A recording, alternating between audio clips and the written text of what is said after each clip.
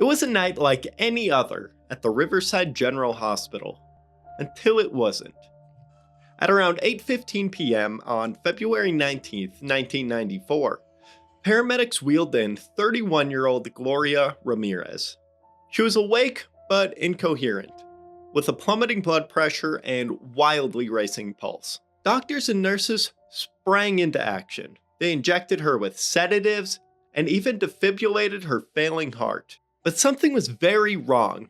As Ramirez's shirt was stripped off, several staff members noticed an oily sheen on her skin, and they also noticed a very strange, garlic-like odor in the air. When a nurse named Susan Kane drew a syringe of blood, she detected a pungent, ammonia-like smell. Inside the syringe floated yellow-brown crystalline particles, a startling and unexplained finding.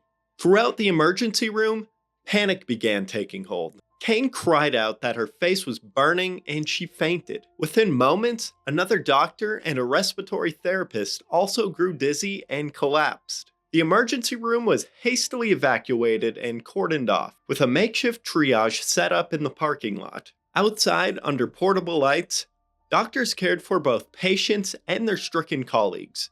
In total, 23 of the 37 people present developed symptoms, including nausea, dizziness, shortness of breath, and muscle spasms, and 5 were rushed to nearby hospitals. One of the doctors who was the most severely affected spent weeks in an intensive care unit. Meanwhile, Gloria Ramirez herself died at 8:50 p.m., less than an hour after arriving. Nobody could explain what had happened. The coroner found no obvious toxins in Ramirez's body or the hospital environment. Early reports of the event concluded she died of natural causes, and that the mystery fumes sickening the staff were likely just residues of a dying person. But to most observers, it felt like a scene from science fiction. A single patient's body had seemingly incapacitated dozens of caregivers. As one news account put it, the surreal night in the ER became one of the most enduring medical mysteries of the year. Investigators scoured dozens of possible culprits: sewer gas, workplace chemicals, and even sabotage. Yet, all of the suspects have beaten the rap. In the next sections, we will explore major theories that have been proposed, from chemical explanations to psychological ones. Before we dive into the different theories behind this bizarre case, if you're into strange medical mysteries and unexplained events, don't forget to hit the like button and subscribe to the channel. It really helps the channel grow, and it lets me know that you want more deep dives into stories just like this one.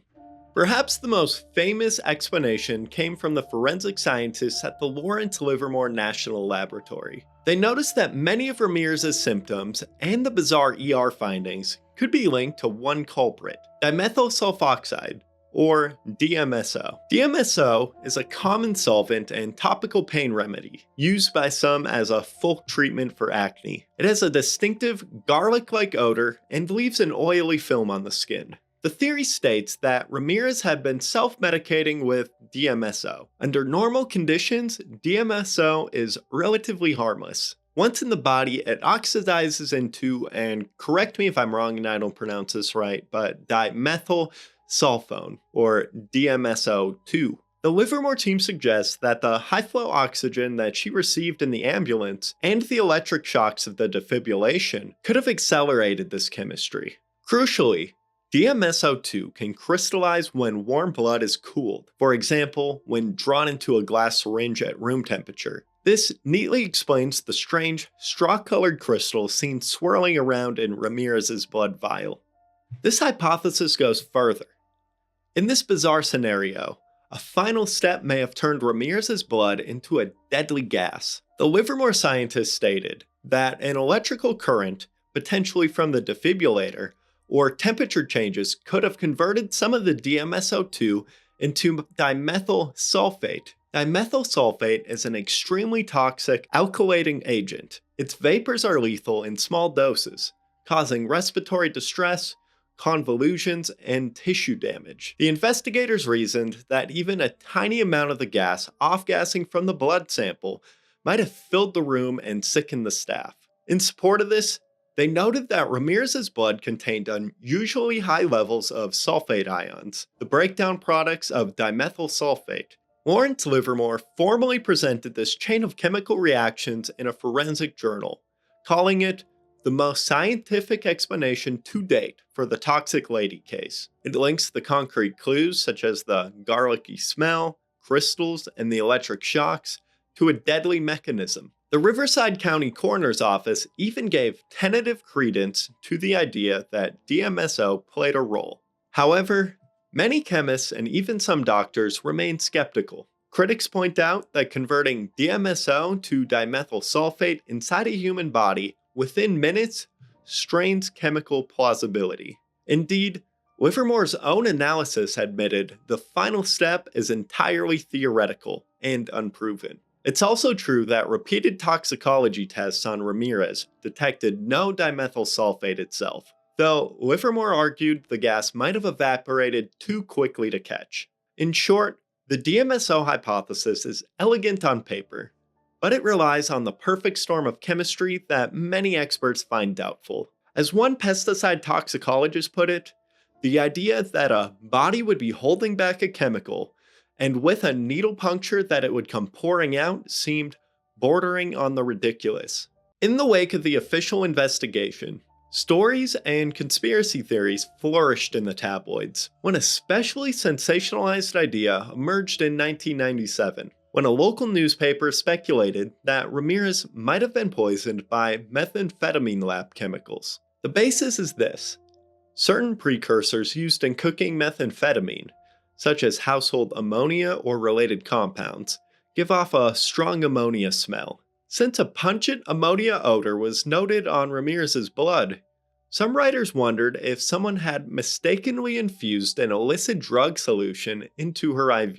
The story suggested that Riverside County, which is a known distribution hub for narcotics, might have harbored drug traffickers even inside the hospital. If this had been true, it could explain both Ramirez's acute collapse and the nurse's symptoms. However, this theory lacked any hard evidence. Investigators found no traces of amphetamines, pesticides, heavy metals, or other poisons within Ramirez's samples.